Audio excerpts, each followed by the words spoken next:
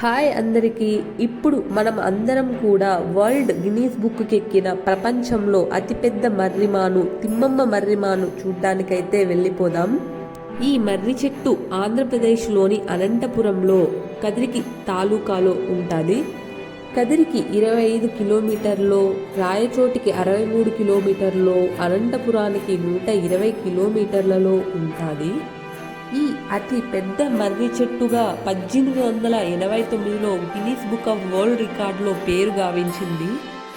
మనం చెట్లను దేవతలుగా పూజిస్తాం కదా, అలాంటి దేవతా మహత్యం ఉన్న చెట్టు ఈ మర్రి చెట్టు. మర్రి చెట్టు అనేది అందరికీ తెలిసిన చెట్టే కదా. ఈ మర్రి చెట్టు మీద త్రిమూర్తులు ఉంటారని అందరికీ తెలిసిన విషయమే కదా. అలాంటి ఈ మర్రి చెట్టు 8 ఎకరాల విస్తీర్ణంలో ఉండి 669 సంవత్సరాల వయసు కలిగి ఉండి, ఈ మర్రి చెట్టుకి 660 ఊడలు ఉన్నట్లు కొంతమంది నిపుణులైతే పేర్కొన్నారు. ఈ చెట్టుని దగ్గరికి వెళ్ళి చూసినప్పుడు ప్రతి అడుక్కి ఒక ఊడ ఉంటుంది. ఏ ఊడకు ఆ ఊడ మొదలు అనుకుంటాం, కానీ చెట్టు మొదలను కనిపెట్టడం చాలా కష్టతరం. ఈ మర్రి చెట్టుకి తిమ్మమ్మ మర్రిమాను అనే పేరు ఎందుకు వచ్చింది, ఇంకా ఈ మర్రి చెట్టుకు తిమ్మమ్మ అనే మహిళకు ఉండే సంబంధం ఏంటో తెలుసుకుందాం. ఈ అతి పెద్ద మర్రి చెట్టు గూటిబైళ్ళు గ్రామంలో ఉంటుంది. ఈ చెట్టు తిమ్మమాంబ మహిమకు నిదర్శనంగా చెప్పుకుంటారు అక్కడి ప్రజలు. బుక్కపట్నానికి చెందిన పెదరాసి వీరయ్య మనవరాలికి, ఇంకా గూటిబైలు గ్రామానికి చెందిన వీర బాలయ్యకి 1335లో వివాహం జరిగింది. ఇలా కాలం అవుతుండగా బాల వీరయ్య కుష్టు వ్యాధితో బాధపడుతుంటాడు. 5 సంవత్సరాల తర్వాత తన చర్మమంతా ఊడిపోయి పుండ్లుగా తన దేహమంతా తయారవుతుంది. అదే సమయంలో గంగరాజు వాళ్ళని ఊరి బయటకి వెలివేస్తాడు. అప్పుడు వాళ్ళు ఊరి బయట వెళ్ళి పశువులను మేపుకుంటూ, ఇంకా తిమ్మమ్మ భర్తను చూసుకుంటూ ఇద్దరు కాలమైతే గడుపుతూ ఉంటారు. తనను తన భర్తను ఊరు నుంచి వెలివేసిన బాధతో తిమ్మమ్మ గంగరాజునైతే శపిస్తుంది. ఫలితంగా గంగరాజు ఊరిని వదిలిపోవాల్సి వచ్చిందని నిపుణులైతే పేర్కొన్నారు. కొంతకాలం తర్వాత వీరయ్య కుష్ఠరోగం ఎక్కువై మరణించాడు. సతీ సహగమన రోజులవి. భర్తతో పాటు తిమ్మమ్మ కూడా సతీ సహగమనం చేయడానికి సిద్ధమైంది. దీనికి ముందే తను ఎక్కడైతే సతీ సహగమనం చేస్తుందో అదే ప్రదేశంలో తన మరో జన్మ అయితే మొదలవుతుందని చెప్పింది.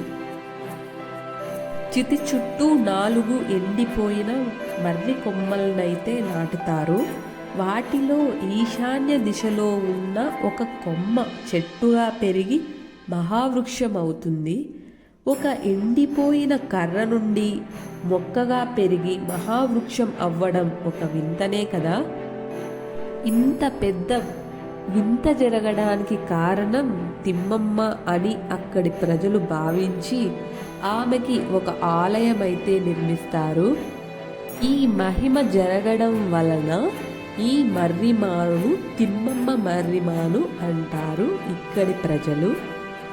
ఇక్కడ ఈ ప్రదేశంలో, అంటే ఈ మర్రిమాను వెలిసిన ప్రదేశంలో ప్రతి శివరాత్రికి 3 రోజుల పాటు జాతర అయితే జరుగుతుంది. ఈ జాతరను చూడడానికి పెద్ద ఎత్తున చుట్టుపక్కల గ్రామాలే కాకుండా పర్యాటకులు కూడా వస్తారు. ఇంకా పిల్లలు లేని వాళ్ళు ఇక్కడ ముడుపులు కడతారు. ఇక్కడ ముడుపులు కట్టి తిమ్మమ్మను పూజించుకుంటే వాళ్లకు పిల్లలు కలుగుతారు అనే భావన ప్రజలలో ఉంది.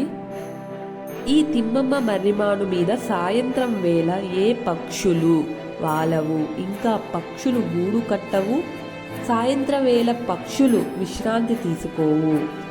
ఇక్కడ నుండి ఎవరూ కూడా తిమ్మమ్మ మర్రిమాను ఆకులు కానీ కొమ్మలు కానీ తీసుకొని వెళ్ళరు. అలా తీసుకొని వెళ్ళినట్లయితే వారికి ప్రమాదం జరిగే అవకాశం ఉందని ఇక్కడి ప్రజలు నమ్ముతారు. తిమ్మమ్మ మర్రిమానుకు వెళ్ళే ప్రదేశం చాలా ఆహ్లాదకరమైనది. ఇంకా ఇక్కడ పిల్లలు ఆడుకోవడానికి అనువుగా ఒక పార్కునైతే ఏర్పాటు చేశారు. వచ్చిన పర్యాటకులు మంచిగా ఆహ్లాదకరమైన వాతావరణాన్ని ఆహ్వాదించడానికి ఇక్కడ కావలసిన పరిస్థితులనైతే ఏర్పాటు చేశారు. ఇది మంచి పర్యాటక కేంద్రంగా అభివృద్ధి చెందుతూ ఉంది. ఇప్పుడు పిల్లలు ఇంకా సందర్శకులు వీక్షించడానికి ఇక్కడ జూ పార్కులో జింకలు, కుందేళ్ళు, పావురాలు అయితే ఉన్నాయి. సో ఇది అన్నమాట తిమ్మమ్మ మర్రిమాను యొక్క చరిత్ర. మీకు ఈ వీడియో నచ్చినట్లయితే తప్పకుండా లైక్ చేయండి, షేర్ చేయండి, సబ్స్క్రైబ్ చేసుకోండి. Bye bye.